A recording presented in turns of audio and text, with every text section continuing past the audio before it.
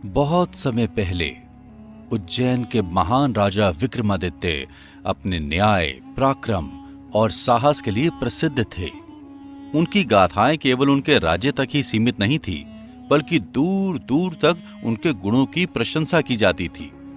लेकिन एक घटना ने उनके जीवन को ऐसा मोड़ दिया जिसने उन्हें और भी महान बना दिया। एक दिन दरबार में एक साधु आया। उसकी आंखों में एक रहस्यमयी चमक थी और हाथ में एक अद्भुत पुस्तक। साधु ने कहा,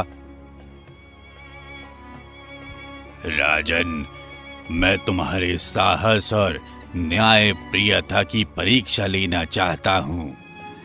इस पुस्तक में छुपा है वो रहस्य जो तुम्हारे राज्य को अपार शक्ति और समृद्धि दे सकता है, लेकिन इसे पाना आसान नहीं। तुम्हें इसका मार्ग स्वयं खोजना होगा। राजा ने मुस्कुराकर कहा, अगर ये मेरे राज्य और प्रजा के भले के लिए है तो मैं हर परीक्षा के लिए तैयार हूं। राजा ने पुस्तक खोली। उसमें एक नक्शा था जो एक घने जंगल और एक गुप्त गुफा का पता दिखाता था। उसके साथ लिखा था, यहां तुम्हें 3 पहेलियां सुलझानी होंगी। अगर तुम सफल हुए तो खजाना तुम्हारा होगा, लेकिन असफलता का मतलब केवल मृत्यु होगा। दरबार में सन्नाटा छा गया, लेकिन राजा के चेहरे पर आत्मविश्वास झलक रहा था। उन्होंने अपने सेनापति और एक छोटे दल को बुलाया और यात्रा की तैयारी शुरू की। जंगल घना और रहस्यमय था।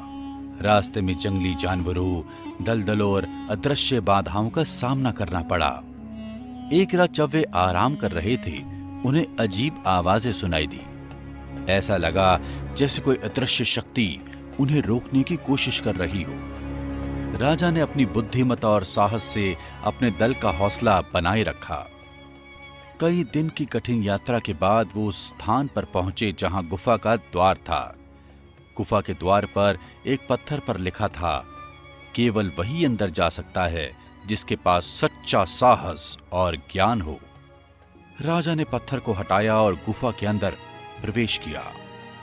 गुफा में प्रवेश करते ही एक तेज रोशनी चमकी और एक आवाज गूंजी, पहली परीक्षा तुम्हारी बुद्धि की है। बताओ, ऐसा क्या है जो हर किसी को चाहिए पर कभी पूरा नहीं होता? राजा ने कुछ देर सोचा और उत्तर दिया, इच्छा। आवाज ने कहा, तुम्हारा उत्तर सही है। अगले कक्ष में फिर से वही आवाज गूंजी, दूसरी परीक्षा तुम्हारे न्याय की है।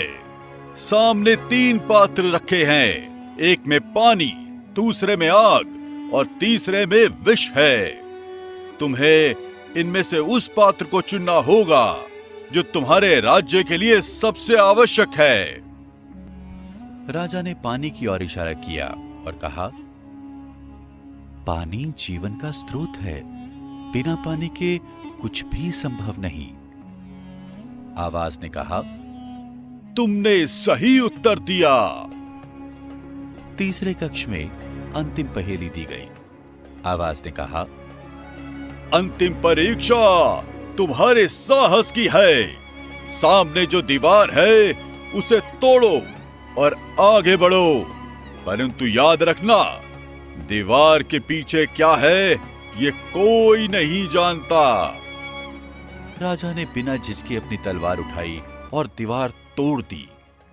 दीवार के पीछे एक विशाल खजाना था। सोने, रत्न और बहुमूल्य वस्तुओं से भरे उस खजाने के बीच एक और पुस्तक रखी थी। राजा ने पुस्तक खोली और उसमें लिखा था, ये खजाना तुम्हारे राज्य का है, इसका उपयोग केवल प्रजा के भले के लिए करना। राजा विक्रमादित्य खजाना लेकर उज्जैन लौटे। उन्होंने उस खजाने का उपयोग अपने राज्य को समृद्ध बनाने और जनता की भलाई के लिए किया। उनके इस निर्णय ने उज्जैन को एक स्वर्णिम युग में प्रवेश करवाया। विक्रमादित्य की ये कहानी साहस, बुद्धि और न्याय की मिसाल है। ये हमें सिखाती है कि सच्चा नेता वही है जो अपने ज्ञान और शक्ति का उपयोग केवल दूसरों के हित के लिए करे। तो दोस्तों, कैसी लगी आपको ये कहानी? अगर उस राजा विक्रमादित्य की जगह आप होते तो आप क्या करते? हमें कमेंट बॉक्स में लिख के जरूर बताइए। और हाँ, हमारी अगली कहानी सुनने के लिए हमारा चैनल सब्सक्राइब करना और लाइक करना ना भूलें। हम ऐसी ही मजेदार कहानियां आपके लिए लाते रहेंगे। तब तक के लिए अपना ख्याल रखिए। जल्दी ही मिलते हैं अगली कहानी में।